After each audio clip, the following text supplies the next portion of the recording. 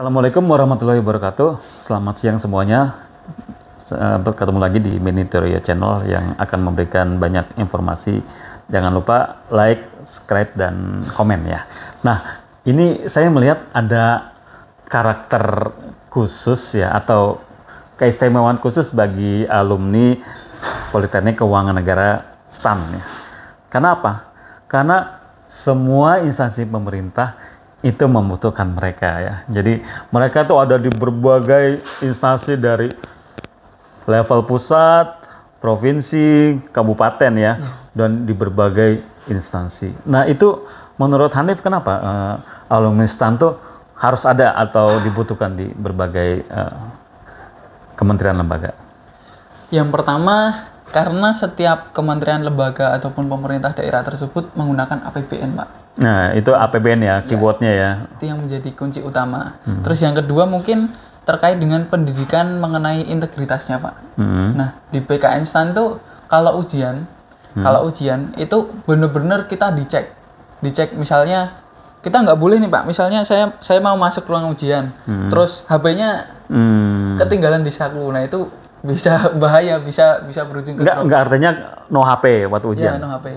No HP sama sekali. Artinya dikumpulin apa nggak usah bawa?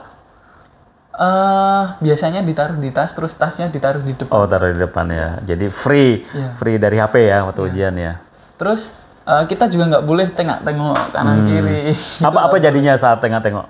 Nah, nanti di STAN tuh pengawasnya tuh dibayar dengan lumayan to watch you. Iya.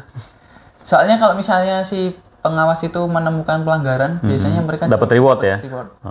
Jadi mereka nggak segan-segan note your name ya. Hanif Krido, tengok gitu ya. Dan kalau misalnya benar-benar ketahuan dan terbukti mencontek tuh, hari itu langsung disuruh pulang. You cannot nggak bisa lagi di STAN. Ikut ujian lagi. Langsung DO apa langsung pulang? Langsung DO. Langsung DO ya, tanpa ampun ya. Jadi itu ketatnya kayak begitu ya. Oke, nah tadi keyword kenapa alumni STAN itu ada di semua instansi pemerintah, karena semua instansi pemerintah menggunakan APBN. Iya. Pertanyaan saya, apa bedanya alumni STAN dengan let's say akuntansi dari universitas? Yang pertama mungkin karena sumber ilmunya dari Kementerian Keuangan yang merupakan kementerian yang mengatur terkait dengan bagaimana cara kita mengelola keuangan negara. Terus yang kedua yang tadi Pak terkait dengan pendidikan mengenai integritasnya, karena tidak semua kampus itu melaksanakan pendidikan terkait dengan integritas, Pak. Kan banyak di luar sana yang ya let's say melakukan kecurangan waktu, bahkan di saat mereka masuk pun sudah menggunakan joki gitu misalnya.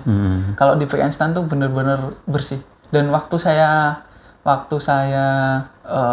ujian masuk PKN STAN tuh ada orang yang ketahuan menggunakan alat bantu komunikasi itu langsung di blacklist dari ujian. Apa pakai HP?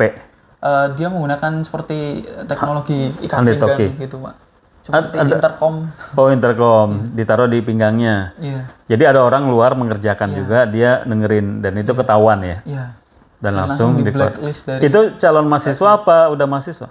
Calon mahasiswa. Calon mahasiswa. Dan langsung di blacklist.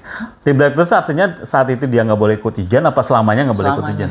Jadi namanya ya udah dipahat ya di dalam database PKN STAN ya. That he cannot follow all the time ya.